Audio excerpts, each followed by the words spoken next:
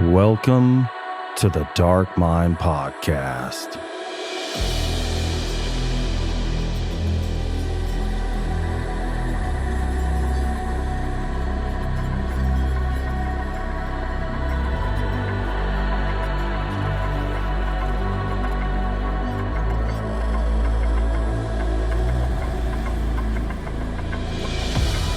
Friends and familiars, thank you for tuning in to another episode of the Dark Mind Podcast, where we explore the boundless realm of dark literature. On today's show, I have an author of comedic satirical horror that is as horrific as it is entertaining.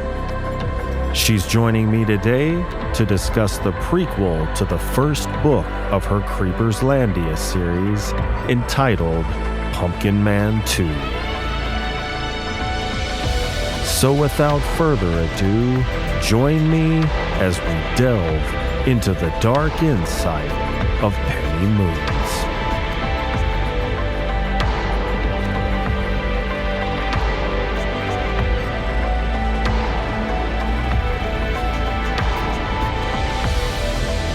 All right, friends and familiars, we are live on YouTube, Twitch, and X with Penny Moonz, here to discuss her recent novel, Pumpkin Man 2.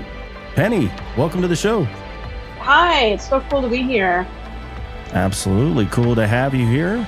Thank you for joining me on this 21st day of October 2024. I was intrigued when you told me about Pumpkin Man 2, describing it as a satirical take on the movie Halloween, fun, silly horror for adults. So after checking it out, I found it to be a dark, over-the-top, horror-filled experience that was both intentionally and unintentionally hilarious. So I really enjoyed the strange, macabre world you created. So thank you for introducing me to this great horror franchise. And thank you for joining me on the show. Thanks. I'm happy to be here. This is really cool. Yes, ma'am. Well, let's launch right into it. Pumpkin Man 2 is a prequel to Pumpkin Man and is part of the Creeperslandia series. Could you tell me about Creeperslandia? Is this the setting and the world you've created? And if so, can you describe it? No, not really. I guess Creeperslandia is just the series name of the book series. But yeah, well, it's definitely its own universe. This book, the Pumpkin Man books, aren't really connected to the other books, the other books in the Creeperslandia universe so far. But if you were to look at all the other books in the Creeperslandia universe, there are Easter eggs that like tie them all together. And it's just a place where things are supernatural and weird and silly. Okay.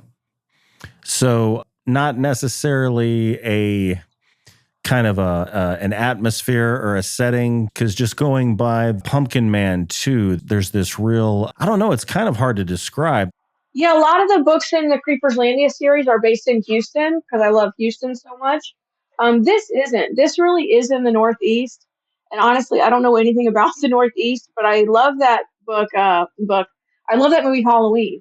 So I really was doing a satire of the movie Halloween, and I just love even the film colors they use because it was filmed in the 70s. They have like a lot of browns and kind of like more muted colors. So I actually try to put a lot of color in my writing, and I just wanted it to feel like a really fall kind of book. And like the atmosphere in that movie Halloween is just so, I don't know, it's like feels like an October atmosphere. Obviously it's Halloween. So for whatever reason, the town that Pumpkin Man lives in really is a place that's perpetually that Halloween atmosphere. So the Pumpkin Man town is a place all its own, like an October Halloween town. Gotcha. Well, the book follows a young boy named Timothy Pipkin who is being raised by his single mother, Betty. While being babysat by Miss Dubois, Timothy is caught torturing and killing a bird. Disturbed, Miss Dubois calls Betty to pick Timothy up, refusing to stay near what I imagine fears as a future serial killer. So Before Betty can arrive, Timothy, under the influence of an evil pumpkin, murders Miss Dubois. When Betty finds Miss Dubois dead, Timothy reveals that he was responsible, but states that it was an accident. Horrified but desperate to protect her son, Betty decides not to call the police. Instead, she drags Miss Dubois' body to their house and buries it in the backyard. And that's where the story begins. So, Betty's choice to bury Miss Dubois in the backyard instead of contacting the authorities is both shocking and absurd. How did you approach writing such extreme decisions in a way that feels believable, yet fits the comedic tone of the novel? Oh, I don't know. I really like tropes, and I just love that trope of, a mom finding out that her son has killed someone and then she tries to cover it up. That's just a trope that's used so often. And whenever somebody does that, you're always like, why are you doing this? You could be doing anything else. You're just making it worse. And so I just love that no matter what she does, things just get worse and worse. And she's trying to hold it together, but she just can't. And that's when Betty's character starts to really become a frantic person. She was a little frazzled earlier in the beginning, being a single mom, of a toddler and all that, but it just gets worse and worse. And she just starts becoming, way too frazzled and frantic. And I love when people start getting like that. Yeah. What are Yeah. some examples you can think of? Of someone really unraveling. Well, no, of the trope of a woman finding out that her child killed somebody. And I can't name them now, but I've seen it done multiple times in multiple movies and in multiple even cartoons. I think it was probably even on The Simpsons, maybe for a Treehouse of Horror. I'm sure it probably was. It's just an extremely common trope where you have someone you really care about on a deep level and something's gone wrong and you try to cover it up instead of turning them in. And I just love that trope. I just think it's really fun. Yeah, kids are a funny thing because it's like you can do one thing that's not necessarily overtly creepy. It's just a little off, and it can be very creepy just by the virtue of it being a child. Like I was talking to Johnny Compton about this, and the example he gave was from The Simpsons. It was Marge leaning out the window. It was like, something to the effect of, I really wish Bart would stop flying his kite at night. And it showed him just out in the neighborhood by himself flying a kite in the dark, which isn't inherently like spooky or evil, but just the fact that a kid's doing it's just like, oh, fuck, this is weird. Just gives you the heebie-jeebies. I think the best thing you can do is take something that's normal and then just turn it just a little bit and make it creepy. But that's so hard to do. It's really easy to scare somebody. If someone's coming at you with a gun, that's scary, or a chainsaw, that's scary. But if you can take something that's normal and make that scary, that takes so much talent, I think. So I think that's a really cool thing to do. Yeah. Well, let me just say welcome to our live listener on Twitch. Thank you for stopping by. So the dark humor shines when Betty tries to bury Miss Dubois, but realizes the body won't fit in the grave due to rigor mortis, leaving Miss Dubois frozen in a Superman pose. Meanwhile, Timothy, the reason she's burying the body, adds to her frustration by asking annoying, childlike questions from the sidelines. So what kind of reactions were you hoping to elicit from readers with this scene? Like laughter, discomfort, or a mix of both? Oh, yeah, definitely mix of both. I like any kind of humor that really gets under people's skin. And like you said, a kid doing something that's kind of normal, but, the timing is wrong. It just makes it that much creepier. So if you're burying a body or burying someone, he just killed the babysitter and now he's acting completely normal, like it's not happening. That just makes it so much creepier. Yeah, it's like you can almost imagine the same scenario taking place with like the kid damaged a neighbor's plant or something like that. So now she's trying to replace the plant while he sits there and nags her. But in actuality, what's actually happening is she's burying a body of a woman that he killed. So it's like this bizarre combination of the normal with the completely bizarre and macabre. And, of course, the child is going to be sitting there kind of What are you doing? When are you going to be done? I'm hungry. Right. Yeah. Yeah. Yeah. So you just get a good sense that he's a total psychopath. You're like, oh, this kid really is crazy. Yeah. And then I can totally see, I can't remember when rigor mortis sets in, but it's relatively soon that it begins, I think. Mm-hmm. Right. So yeah, you're like, okay, I've got the hole dug, but I can't get her in because she's frozen in this position. So Well, and not to be too, it's very morbid, but I do home health care, and I actually do a lot of hospice cases. So I see rigor mortis. I've seen it a bunch of times, and not to be too, I got to be really creepy, but it is funny sometimes because sometimes somebody passes away in a weird pose, and you can't get their hands down or something, and as much as you'd like to, you can't. So if you were to pass away like this, your hands really would be stuff like that, at least for a while. But yeah, yeah, anyways, very creepy. I don't want to know what the funeral home people or the coroner What has they to have do. to do. Whoa. Yeah. All right, everybody Right. turn around. Yeah. Right. Yeah. This is about to be We have to have a extreme. sense of humor to have that job. Yeah, exactly. Well, this scene encapsulates a lot of what makes horror comedy work: physical comedy, morbid subject matter, and absurdity. Mm-hmm. So, what's your process for blending these elements so effectively? Well, like I just told you, I do hospice cases, so I've seen rigor mortis before, and I know how funny it could be sometimes. Where things are strange and life is strange, and I come at a lot of hardships with humor. For me, I find something funny every single day. So it doesn't matter what's going on that day. I'm going to find something funny going on. So for me, the process of putting horror and comedy together, it's just intuitive for me. That's just how my brain works. So yeah, I feel like it almost writes itself.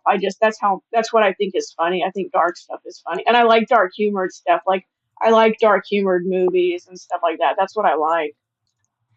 Yeah, the best comics or comedians Right. have horrific backgrounds and Right. Yeah. Exactly.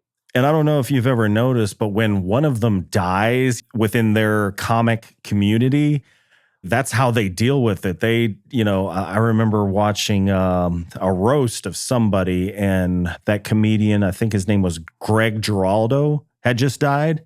And he was, friends with all of these comedians that were on the dais, and they were all sliding in jokes about him overdosing on drugs. Like, like saying, this guy's so out of shape that he breathes as hard as Greg did before he succumbed to the pills, God. just Right. saying some dark shit. Dark stuff. Yeah. But I mean, that's how they deal with it. Yeah, I don't know what it is, but so I feel the same way. Like if there's something really dark going on, that I will say something that's really, really funny. And I don't know why I do that, but that's just what I do. And yeah. Mm. Well, comedic timing is crucial in this scene. How do you manage timing in writing where you can't control how fast the reader reads? Okay, so I was wondering whether or not I was going to tell you this secret, but I guess I will tell you.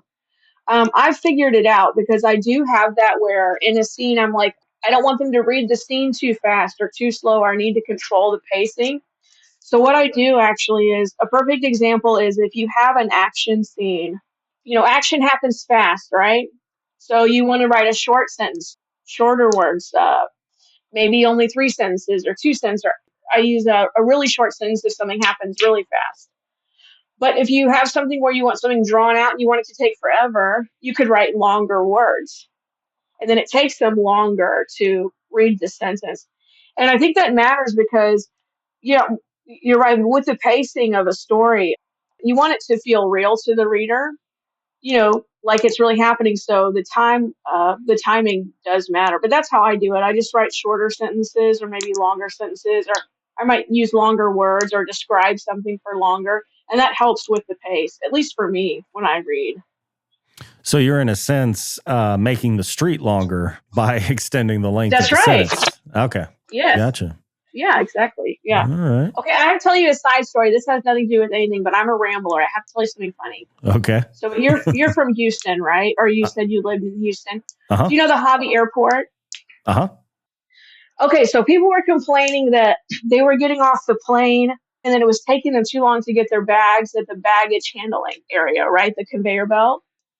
So what Hobby did was they built a really long hallway, but it was just with cubicle, those little fake Oh, cubicle yeah. wall. Yeah, the And so you'd band. walk and walk and walk for 20 minutes down this long hallway to baggage handling, but actually they were just creating a maze. So it would take them 20 minutes to get to baggage handling instead of 5 minutes. And Gotcha. then their bags would be ready on time. Isn't that funny? I just love that story so much. Anyway, same Yeah. kind of thing. Yeah. That's Yeah. a And they pretty did, creative solution. yeah. Low Yeah, they tech were as tired of the well, right? complaints. Yeah. They in Yeah. effect don't really even have to solve the problem. The No, they're problem not is solving any problems. They're just making you just like, okay, fine. You don't want to wait so long. Here you go. So we'll it's the give you same something to thing. do. Yeah, exactly. Well, tragedy strikes when Timothy turns on Betty, leading her to accidentally kill him in self-defense. Already deep in trouble, she chooses not to call 911 once again, instead burying him in the backyard as well. And it's such a bizarre scene that the gravity of a child's death, at least for me, barely registers. Like if I'm reading a splatterpunk novel and a kid gets, killed, it's like, oh man, that's dark. But in this particular case, the whole scenario was so bizarre. It's like, oh God, now what is she gonna do? It doesn't even really register. So has this been the typical reader reaction, or did some people find it like exceptionally dark? Like, Penny, what the hell? Well, no, but yeah, nobody's gotten back to me on that. But actually, yeah, it is. Now that you mention it, that really is dark. And I think she's just in shock. And it's the beginning of her sliding into just being a lady that's total numb all the time. Her kid's gone. And yeah, and all the years after that, she's numb, until, that Halloween that she sees him again. But yeah, I think she just goes into a shock and yeah, she's just on autopilot and she's not registering. Yeah. Yeah. Well, flash forward 20 years to Halloween, and Betty is struggling on the anniversary of her son's death. So, how did you, actually, you kind of just explained a little bit of it. How did you approach writing Betty's character evolution over this long period of time? And as you began, this was the slow decline of her just being sort of like emotionless. Where is she hmm at 20 years later? Well, so that's why this is a prequel because when I have a story, I think, oh, what would have happened before that to cause this? Or then what would have happened? So for me, that kind of unravels in that way. Like, what would have happened to this person to make them, become like this? But with Betty, in order to get out of it, she has to then figure out, well, people are going to ask about my son and Miss Dubois. So I guess I need to do something about that. So she makes up a lie that Miss Dubois was babysitting and she never returned with her kid. And she lets the police think that the kid's missing. So she's living this massive lie where for years, everyone's asking her if her son's coming home and, the babysitter stole your kid. And how do you feel about that? And so everything's just a lie. So she doesn't really know how to communicate with people anymore. So she doesn't make friends and doesn't want to leave the house and that kind of thing. And so I just think about if that happens to me, how would I react to it? And I probably would just stay home all the time and keep to myself. I wouldn't know what else to do. Mhm. So, Well, on this particular Halloween, she plans to attend a friend's Halloween party and finally enjoy the holiday despite its dark history. But then her son Timothy's hand emerges from the earth where he's buried, revealing him reanimated with a pumpkin for a head. Now, a child crawling out of the ground is creepy, but the humor comes from the absurdity of the pumpkin head.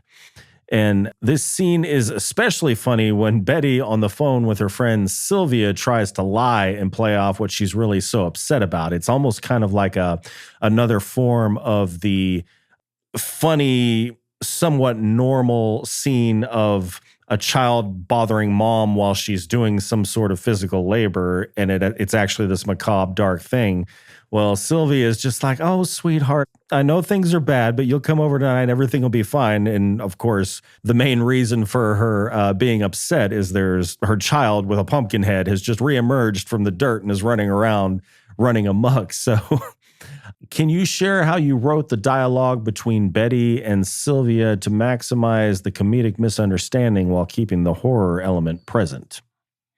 Oh yeah. Well, I think, so Betty has been almost unraveling this whole time, for years because she's been trying to keep this secret and she's been upset and freaked out and sad and just too many things happen. So when the Pumpkin Man's hand comes out of the ground, she knows that she can see it, but she's also wondering, like, have I just really lost my mind? Like, is this it? Like, did I really finally go actually crazy? And then, she thinks she sees it and she knows what's going on. But the number one thing about if you're going crazy is you don't tell everybody that you're going crazy because that will just make everything worse. So you want to Yeah. keep it a secret until you can figure out what's going on. And yeah, she doesn't know what to tell her friend. And her friend is totally normal. And Betty's not. And Betty knows that she's not, because she's had this secret for so many years. And she did kill her child. So she knows that she's not normal. So there's always been that dynamic of you have a really normal, nice friend and you're not normal, but you're trying to pretend like you are. Uh-huh. Well, Betty goes on the run from her son, and a classic horror movie pursuit ensues, with Timothy following the tire marks from Betty peeling out and taking corners extremely fast. Were there any classic horror movies or chase scenes that influenced this part of your book? And how did you parody or pay homage to them? So what it was is that I felt like there was a lack, in the Halloween movies. I really wish Michael Myers would have ran after somebody at some point. And you want him to do that, and he just never does. But I think it would be really funny if that when he finally did run, his run was silly or stupid, and you're like, oh my God, look at that guy. He doesn't even know how to run right. And why would he? Because he's not right in the head. So maybe his run is really weird. So it was just an homage to that. So what Michael Myers running might look like, who knows? Yeah, he never ran. He just, it was Right. like this walking with a sense of urgency. But Yeah. it was weird because the scale of how fast he was moving didn't match up to how well he kept up with who he was chasing. Oh, that's true. Exactly. Right. Yeah. It's Exactly. like they're like at a full clip and he's just walking with a sense of urgency. And it's like they never make any ground. He's always behind them. And you can never get rid of him. It doesn't matter where you go. He's going to show up there. Mhm. Yeah, exactly. Yeah, it's like he runs when the camera's not on him. So maybe or something. maybe he you're right. does. Yeah, exactly. Maybe he does have a goofy run. He's just Who ashamed of knows? it. Yeah, exactly. Maybe. Well, another creepy element is that while Betty is being pursued by her son, he's screaming "Mama" in a very childlike voice. And a child calling for their mother in a haunting way is a familiar horror trope. So, how did you make this trope your own, especially in a comedy horror context? So for me, that wasn't actually the trope I was following, but you're right. There is that trope. I think actually I was thinking of Jason Friday the 13th. And I think in the Jason movies, his mom is around sometimes. And it would just be funny if you have this kind of demonic type of guy, this supernatural seeming person. If they finally spoke, what would it sound like? And I just think it would be hilarious if they actually have a high pitched voice and they don't talk right. I just would just love that so much. So that's what I put in there for me. It's really for me. I thought about, did you ever watch Warlock with Julian Sands?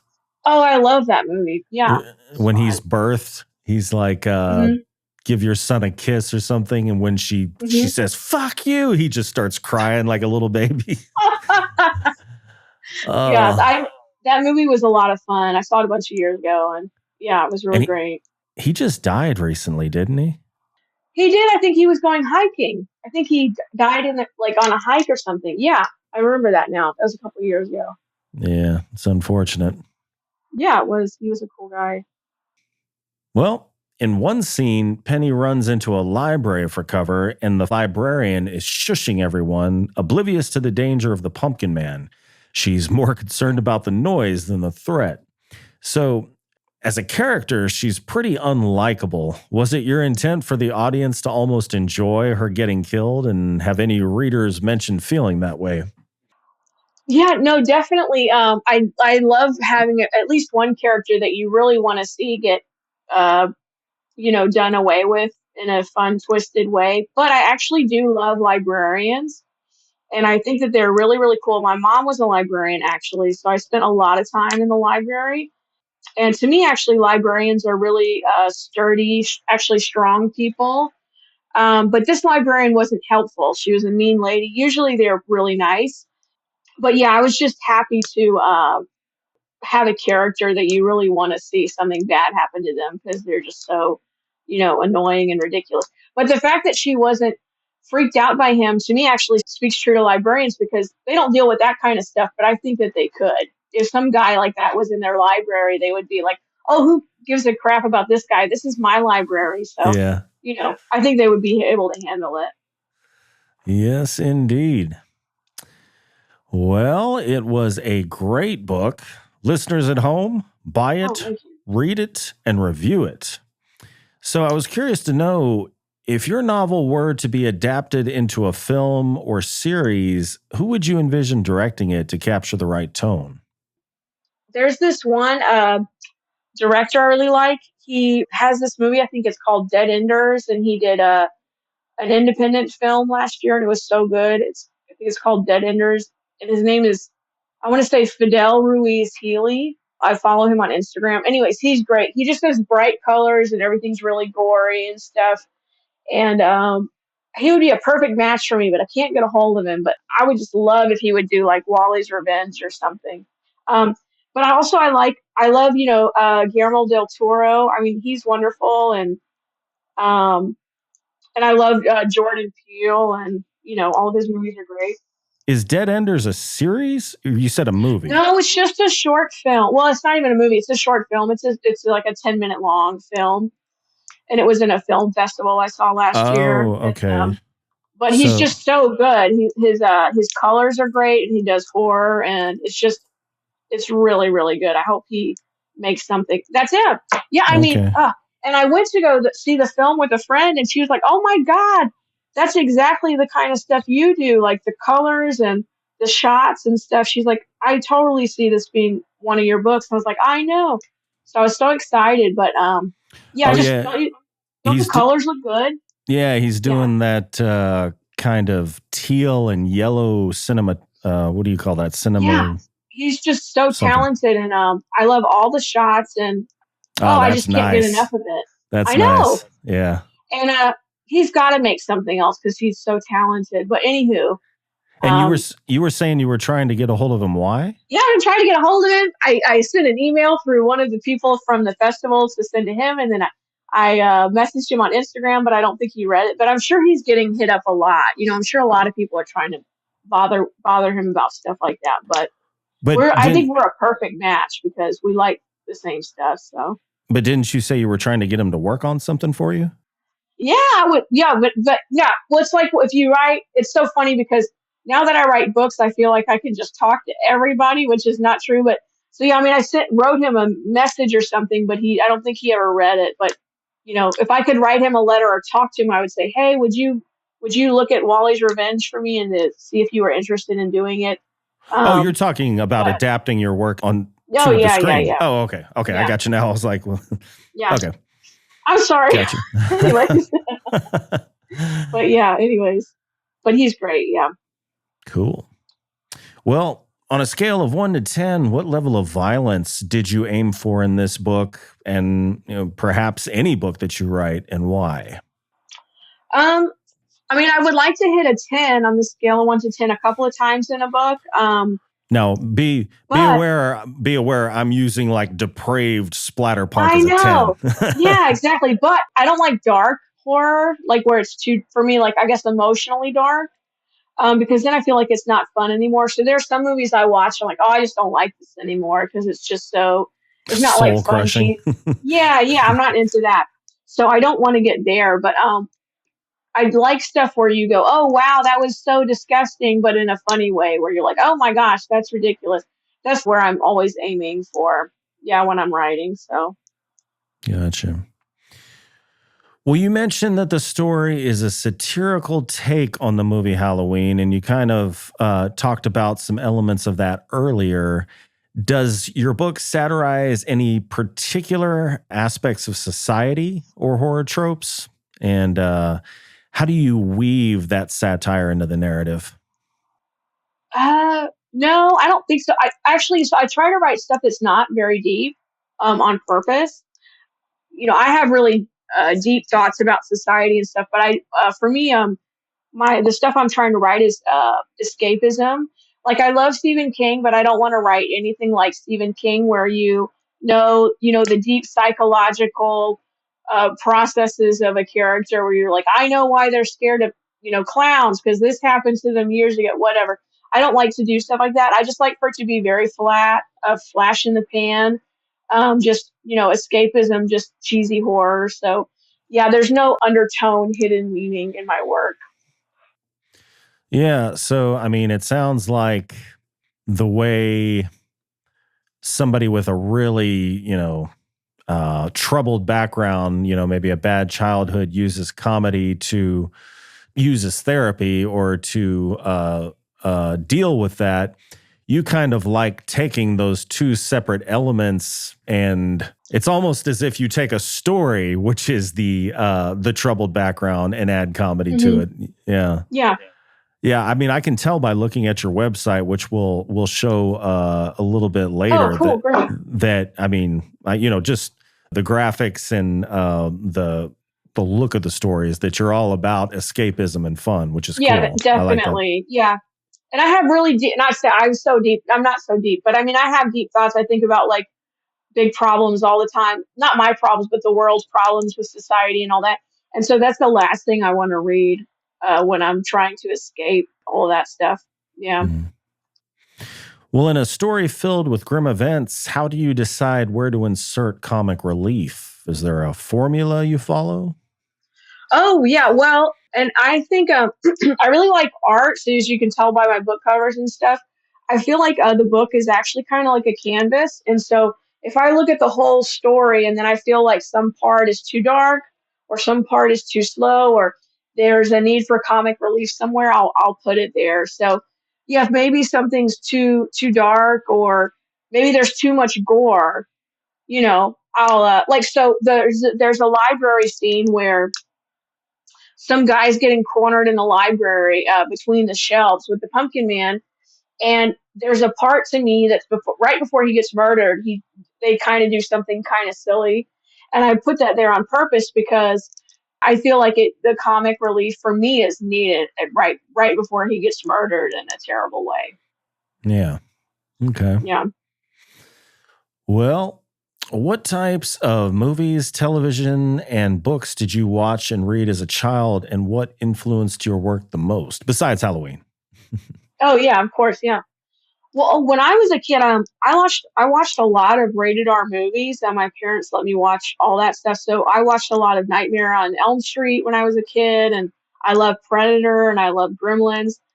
My most influential character, the character I really loved so much when I was a kid, was I don't know if you ever saw this. There's this movie called Screwed with Norm Macdonald. Did you ever see that at all? Oh Yeah. yeah. My favorite character of all time is Danny DeVito in Screwed. He was a mortician. And what's funny about it, I feel like, I hope I'm saying the right person in the right movie, but um, he was this weird character. He kind of like the Penguin, actually, from Batman.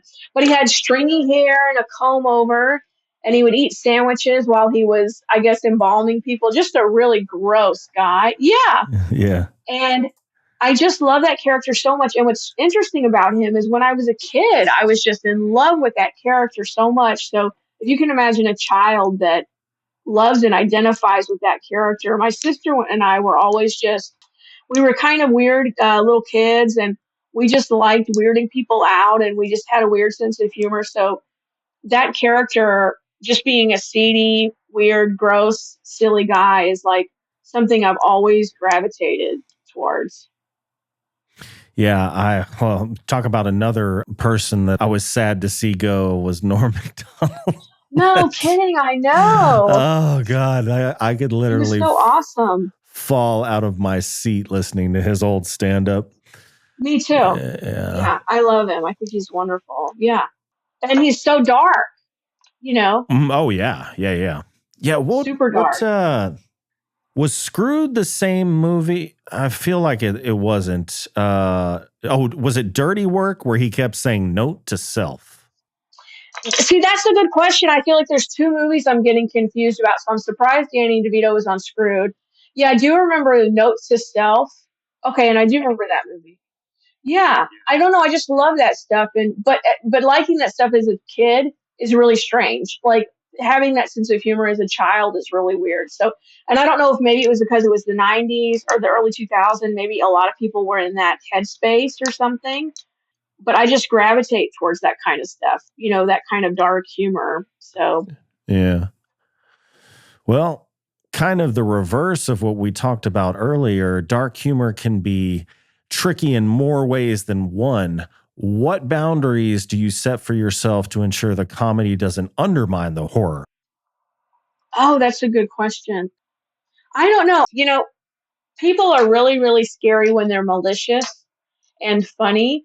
And I remember one of my favorite movies as a kid was Nightmare on Elm Street, and I was terrified of Freddy Krueger. But one thing that was interesting about him and really scary was that he kept giving these one-liners.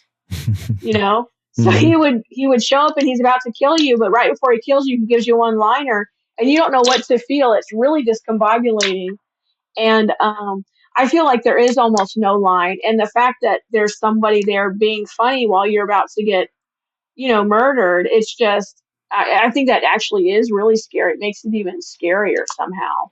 Yeah. What is the classic, The Shining? Here's Johnny. Yeah. Oh, that's another one. Exactly. Isn't that strange? Yeah. I never thought about it, but yeah, it's just something that makes it even scarier for some reason. I'll huff and I'll puff. Yeah, exactly. Right. And you're like, oh my God, he's getting worse and worse. It makes it scary. And, you know, poor Shelley Duvall's just. Yeah. Oh, and do you know, I'm sure you know, because everybody knows, but you know, Shelley Duvall was like tortured on that movie. Yeah, that particular scene where he's throwing the axe through the door, I think he made her do it like 93 times or something so that she was so physically and emotionally exhausted that it was real. Yeah. Oh, actually, I'm glad we're talking about that. So actually, Betty's character really is, to me, Shelley Duvall. You know, Shelley Duvall's just totally frazzled the whole time. And that's really who Betty's character is in my mind, is a Shelley Duvall kind of person, just totally frazzled and falling apart and shaking and all that stuff. Yeah, from The Shining. Okay, that's interesting. Yeah. She didn't pass away, did she? Yeah, recently. Oh my God. We keep bringing up these. Just recently. Yeah. There's a pattern forming here. Yeah, exactly. Two morbid people. Well, many authors include trigger warnings because certain horror elements can upset readers, and several authors that I've interviewed have received strong reactions. I know one in particular, actually, I wouldn't say she got accosted, but somebody approached her aggressively about one of her stories. So have you ever had someone get upset, not because of the horror itself, but because humor was injected into it? Oh, no, but I can see that in my real life, people have a tendency to be annoyed with me because I do inject humor in the wrong places. And I usually do it when especially if things are really heavy. But yeah, everybody has their, you know, little things that make them mad that doesn't make sense. I think it's a lot of times it's just displaced anger or something. But I can see somebody getting angry about not getting a trigger warning, but I'm not one of those people. I don't need trigger warnings. And I've thought about it. I was making fun of this with a friend. I was like, I could start doing trigger warnings, but then where is the line? Because at the beginning of the book, should I just go through all the trigger warnings that I'm going to go through all the scenes, you know, like, oh, you don't like this or you don't like that. And I just name like 40 different things that are about to happen. I don't know where the line is with the trigger warnings. You talking about the line for what is actually offensive? Like, Yeah, because everybody's like, well, I remember somebody was upset about there was a dog that got murdered. So I get that. And so they're like, I wish there was a trigger warning for animal cruelty. I'm like, okay. And then I've thought about giving a trigger warning. So I'm going to write a book where a bunch of kids get killed. And I was thinking, I should do a trigger warning for that. But where's the line? So I have another person and their eyeballs are getting squished out of their face. I should do a trigger warning for that too. And so a lot of people think that I'm fat phobic because I talk about overweight people a lot, but I'm overweight. So I'm actually really talking about myself. So it's just kind of funny. Like, I just don't know where the line is. And actually in society, I mean, speaking about anything, if actually there's any undertone in my stuff is that I think that we're really sensitive now with stuff like that. And, I think people are constantly trying to protect themselves. And actually, maybe horror is not what they should be reading. If you don't want to feel unsafe, I don't know. But I just think it's interesting where people are trying to be really, really comfortable these days and not interact with anything that upsets them. So I think it makes their life, harder. You can't be prepared for everything that's going to bother you all the time. Yeah, but I would, I feel like they want trigger warnings for everything. And I respect that, but I just don't understand it. Yeah. Yeah. It's like you want a thrill, but you don't want to ever feel unsafe. I mean, right. So, exactly. So I'm confused. I'm confused. I mean, the reason you get a thrill from skydiving is because you're not really actually, safe. You're right. Yeah, that's exactly the reason. I mean, all the precautions are being taken, but Right. So, right, exactly. Yeah. It's weird. Well, yeah. Do you self-publish? And if so, do you do all of the formatting as well? Yeah, I self-publish and I do all my formatting. I use a formatting software called Vellum. It's on Mac. It's like $200, and I think it's great. But I can't. No matter how many times I try to edit things myself, and I even hire editors, we can't catch all the mistakes, and that makes me freaking nuts. Yeah, I could just throw myself out the window. But yeah, I can't catch all the mistakes, and even though I edit everything a million trillion times. Yeah, I remember. I sometimes like to ask authors about their editing techniques, and I'm pretty sure it was either Aaron Beauregard or Daniel Volpe. They do their own editing, but then they also send it off to a third-party editor. But they said when they're doing their own editing, they will change the font and font size so that it's still the same document, obviously, but it looks different. So they're able to. That's so smart. Yeah. Because you start to get a blindness to it. By the time I hand it off to an editor, I've read it 10 times already. My brain is turned to goop. Like, I don't want to read it one more time. I've read it 20 times already, and I can't see anything anymore. That's a really good idea. I'll have to do that. Wow.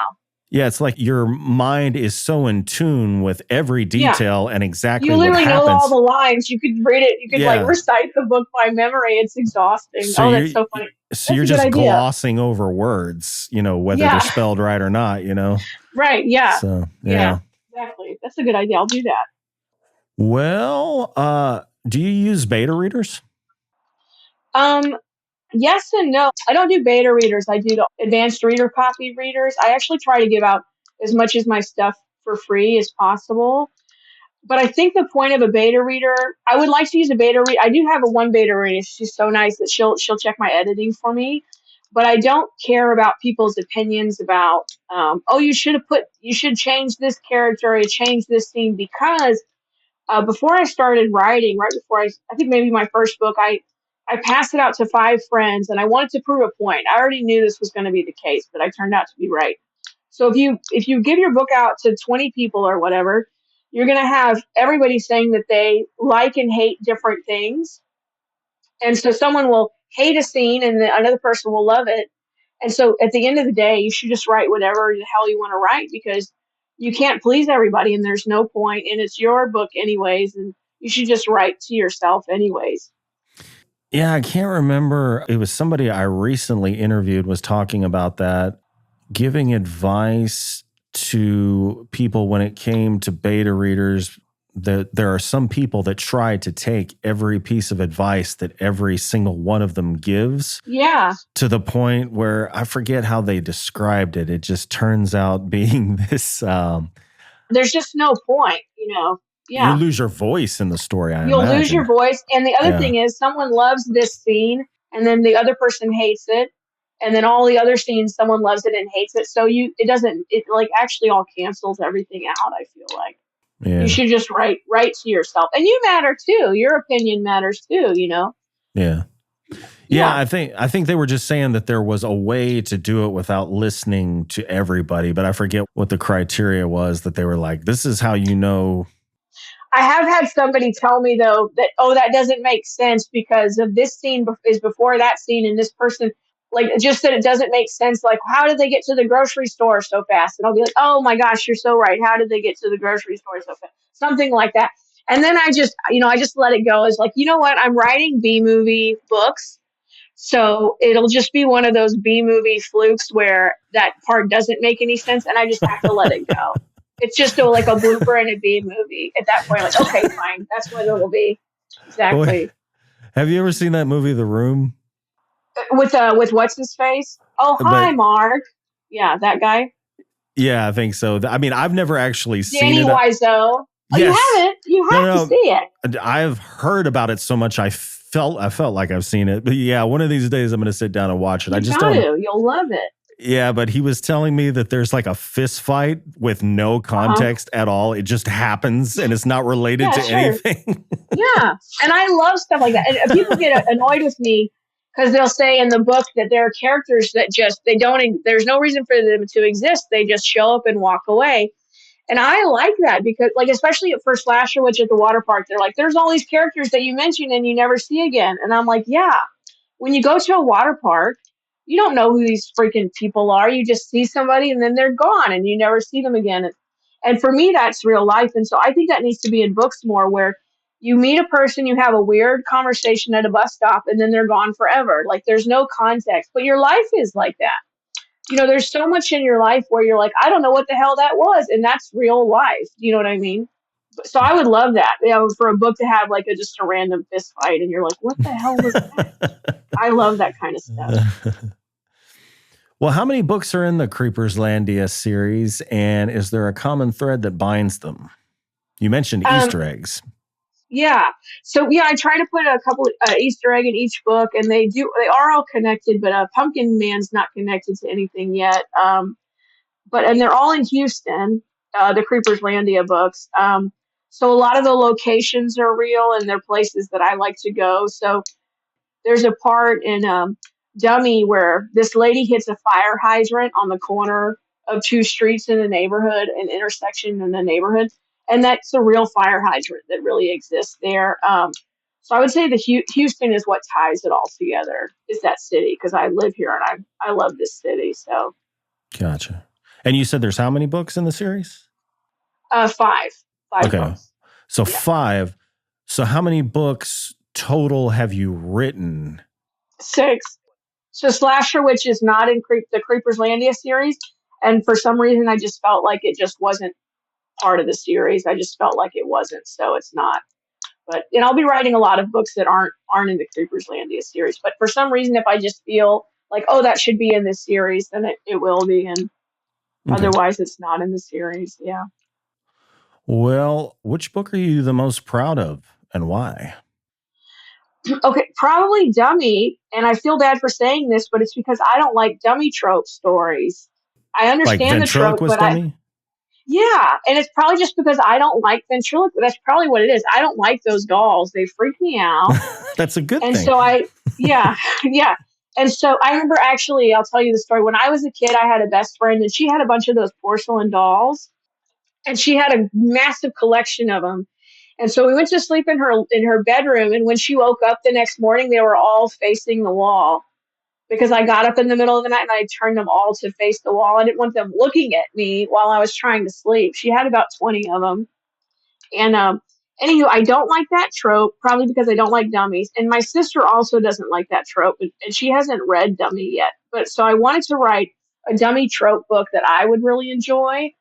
And I managed to pull it off. I like it a lot, and so that's the why I'm most proud of that one. For some reason, like when I was a young kid, I used to be into magic tricks, and there was this guy at the church that I went to that would do ventriloquist for like kids' church and stuff like that. For Christmas one year and forever, I had this exact doll right here. Oh my gosh. Wow. Yeah. I don't know how I survived sleeping in my room with this thing because I did see that movie at a very young age. Right. I can't remember what it's called, but it's this same Charlie McCarthy doll. What did you call your doll? Did you call him Charlie or? I think so. It was so long ago, but I actually, I would try to do the whole ventriloquist thing, put on shows, so to speak. Yeah. Has the doll been following you around ever since, or you've managed I don't know to what get rid of happened. it? I don't know what happened to him. I think he may have gotten thrown out in or not thrown out, but like sold in a garage sale at my mom's house because I didn't take it with me. Yeah. She was like, "Oh, I'm so glad he's gone. I get to get rid of this damn doll." Well, no, it wasn't that. It's just, when you're like a young adult, you don't want dolls at your apartment. Right. Yeah. Oh, no kidding. Yeah. Real. Right. Yeah. Yeah. Well, your book covers are vibrant, unique, and clearly reflect your personal brand. How much input do you have in their design, and can you tell us more about them?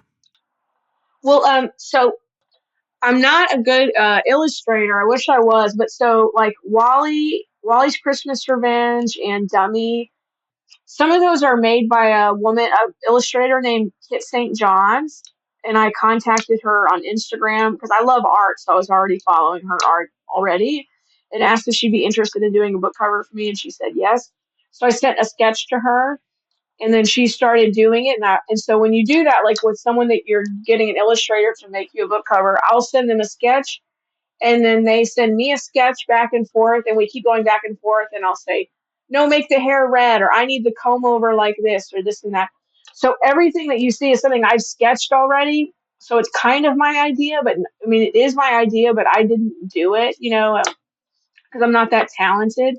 And then we just go back and forth until it's right. And so, but she's so talented. I could have never pulled off what she did. And she just took my sketch to a whole other level. But Slasher Witch at the Waterpark, I did that all on my own.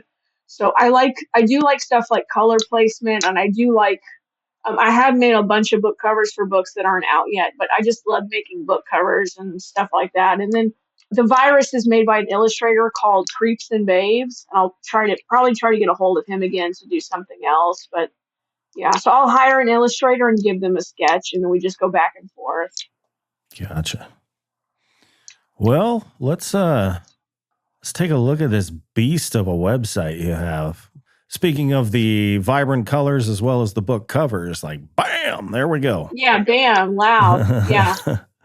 So you do have you don't have a newsletter, you have a newsletter.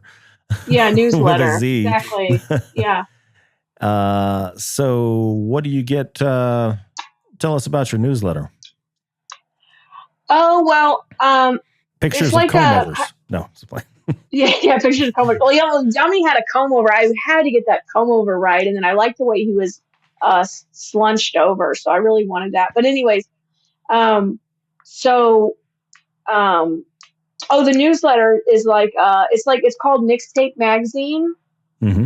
And for a lot of the books, I actually get a song made by a professional music producer or something. So like Pumpkin Man actually has its own song, its own theme song, and the virus has a theme song. Anyway, so the newsletter is called Mixtape Magazine. And if you get that newsletter when that book comes out, you get to play the song and read the articles. And the articles are like fake articles of like for Pumpkin Man, it's like fake news articles about the town, about Birch Hollow and stuff like that. So it's just a silly, like kitschy newsletter that is like a magazine. So that's what it is. Okay. We got your, this is, I'm assuming Pumpkin Man 1, the first one? Yeah. Okay. Yeah. And then there's the song beneath the book right there. Slasher Witch doesn't have a song yet. I really want to get one made for that. Yeah, so you can listen to music while you go through the website, and that's really fun. So yeah, I just want it to be a really fun website, All right. Well, let's see here. Tell me about your book, The Virus. Oh, The Virus. So I was already going to come out with a scary series of books, which was going to be the Creeperslandia series, but I didn't know what book to start with at first. And then COVID happened, and I was so freaked out about COVID. Even before COVID hit, I actually was at the store in January filling up my cart with canned goods and masks and stuff, and the virus hit here in February. So, but I already knew it was coming. So I kind of seem like a crazy person to people. And then when we got the virus, I don't know if you know this, but you could look at the virus charts. So I was like looking at the virus chart every day and watching the numbers go up.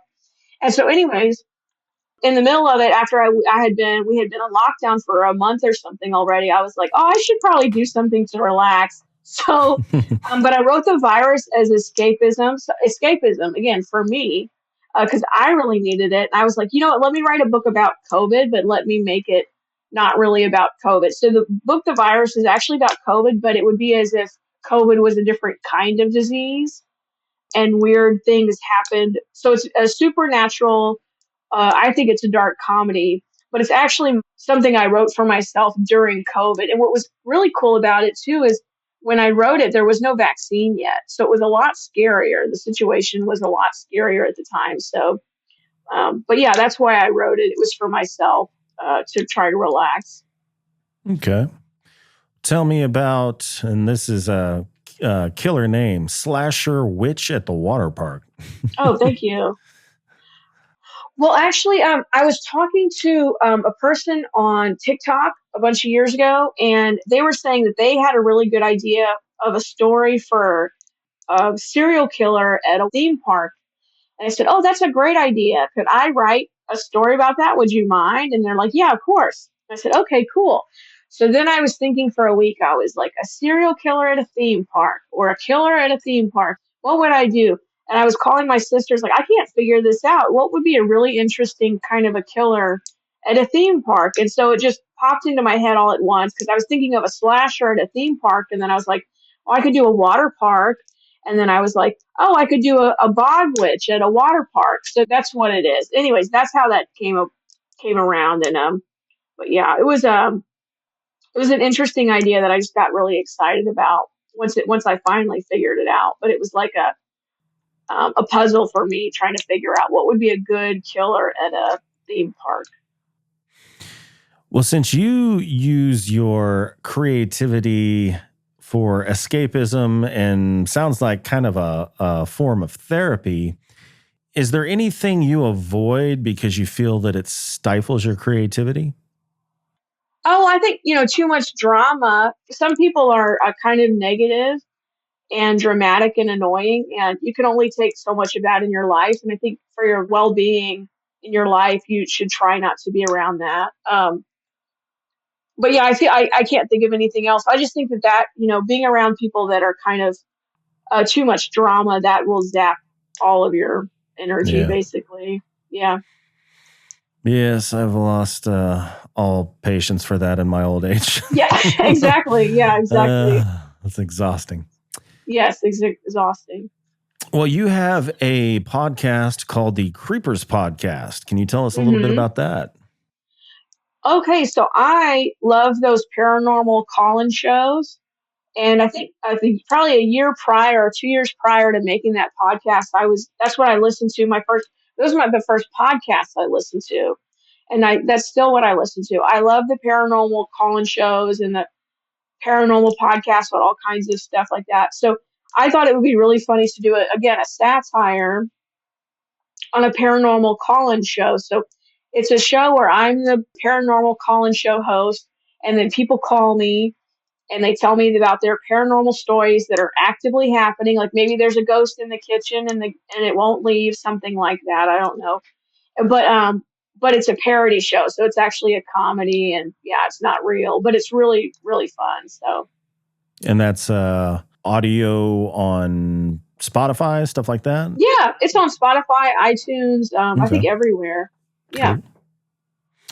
Well, as we talked about, you use comedy as a form of therapy, which, a lot of people do, but that doesn't mean that everybody's good at it. Oh, yeah, Where, sure. Okay. where do you get your gallows sense of humor from? A family member, or do you feel like it was just formed from life events? Yeah, my sister. I keep going back to my sister, but my sister and I, we just share the same kind of dark humor, and that's just what we have just always loved. And I remember, I think specifically, we really loved the Addams Family movie that came out when we were kids. The one with Raul Julia and Christina Ricci. And I just remember we just gravitated towards that kind of humor so much. And I can't think of it before that. I mean, we've just always had dark humor, but mostly like Zelda the Bog Witch is really my sister. And not that she's a bog witch, but just that crass sense of humor, that would be the character she would like to play, just being a weird person like that. That's just what we've always gravitated towards. Gotcha. Well, what is the life of Penny Moonz like outside of writing? Oh, that's a good question. I don't know. I just like to hang out. All my friends know that I'm really laid back. I'm really chill. I try to help a lot of people with stuff. Like if you need help moving, you would call me. Um, I'm that kind of person. Do you have a pickup truck? No, I'm not. But I'm always helpy. I call myself helpy. I'm so helpy. People make fun of me for it.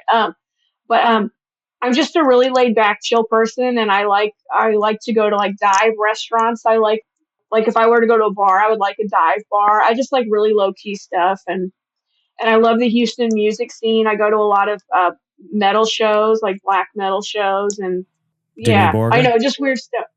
Huh? Dimmu Borgir? No, I haven't heard of them. I like Mexican black metal mostly. Oh, okay. This is Norwegian. Oh, I like Norwegian black. I might have seen them already. Yeah, I just like weird stuff like that. So yeah. So anyways, that's my life outside of writing. It's just that kind of weird stuff. Still weird stuff. I don't know if it's around anymore. Have you ever been, I guess you could call it a dive bar. It's a little bit more elegant than a dive bar, I would say, but have you ever been to Marfrellis? I think I might have. It sounds familiar. The bar that's in the side of that shopping center in River Oaks that it's not, you can't even tell it's there. The entrance to it is a ratty blue steel door that's underneath a fire escape. Oh, well, that sounds wonderful. So that's exactly the kind of stuff I like. Actually, I work in River Oaks, believe it or not. It's right across the street from West Gray, from where the old Laugh Stop used to be. Uh-huh. No, I haven't been there, but I should go. That's exactly the kind of stuff I like. Yeah. Yeah. Yeah. Well, Penny, it has been a pleasure talking with you. Oh, thank you. Yes, same. So as we bring the show to a close, is there anything you'd like to plug or let your readers and listeners know about? Maybe some things you want to reiterate?